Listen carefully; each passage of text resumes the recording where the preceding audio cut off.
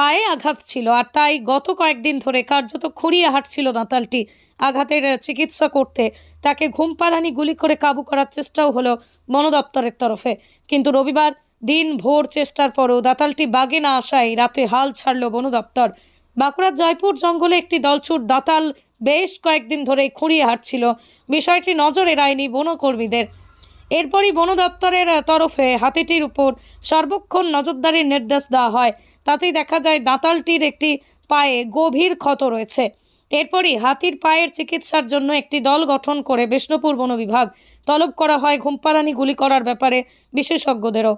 রবিবার দুপুরের পর হাতিটির অবস্থান চিহ্নিত করে তাকে ঘুমপাড়ানি গুলি করে কাবু করার চেষ্টা শুরু হয়। একাধিকবার হাতিটি লক্ষ্য করে ঘুমপাড়ানি গুলিও ছোড়েন বিশেষজ্ঞরা, কিন্তু ঘুমপাড়ানি গুলির কোনোটি লক্ষ্যভ্রষ্ট হয়, কোনোটি লক্ষ্যভেদ করলেও তার ভিতরে থাকা ওষুধ হাতির শরীরে প্রবেশ করেনি। এর ফলে রবিবার দিন ভোর চেষ্টার পরও কাবু করা যায়নি দাঁতালটিকে। দীর্ঘক্ষণ চেষ্টার পর রাতে রণে ভঙ্গ দেয় বন দপ্তর।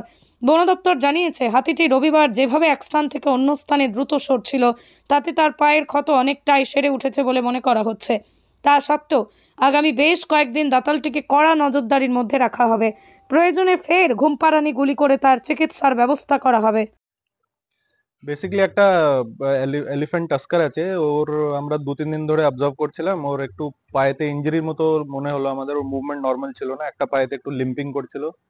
তো আমাদের মনে হলো কি এটা ইমিডিয়েটলি ওকে ট্রিটমেন্ট করার দরকার আছে। তো আমরা একটা এক্সপার্ট 3টে ভেটেরিনারিয়ানস এর প্যানেল বানিয়ে আমরা এটা আজকে সারাদিনই অপারেশনটা চালাই। তো অপারেশনটা তো অ্যাকচুয়ালি খুবই ডেন্স ফরেস্টের মধ্যে ছিল, ওদের মুভমেন্ট করা খুবই টাফ একটা সিচুয়েশন ছিল, কিন্তু তাও আমরা একটা ডার্ট করার অ্যাটেম্প নিয়েছিলাম, বাট সামহাও মেডিসিনটা ডেলিভার হয়নি ওর বডিতে। কিন্তু আমরা সারাদিনে এটা অবজার্ভ করলাম কি হাতির মুভমেন্ট এখন অনেকটাই নর্মাল হয়েছে, কেন ভালোই ফাস্ট মুভমেন্ট ছিল। তো আমরা ফর দি টাইম বিং এই অপারেশনটা পোস্টপোন করছি। যদি প্রয়োজন হয় আবার একটা রিঅ্যাটেম্প নেওয়া যাবে, আমরা ওকে এখন 2-3 দিন মনিটরিং এ রাখবো। যদি প্রয়োজন হয় তাহলে আমরা ফার্দার ডিসিশন নেওয়া হবে। হাতির এখন স্যার কি অবস্থায় আছে? হাতিটা এখন সুস্থই আছে।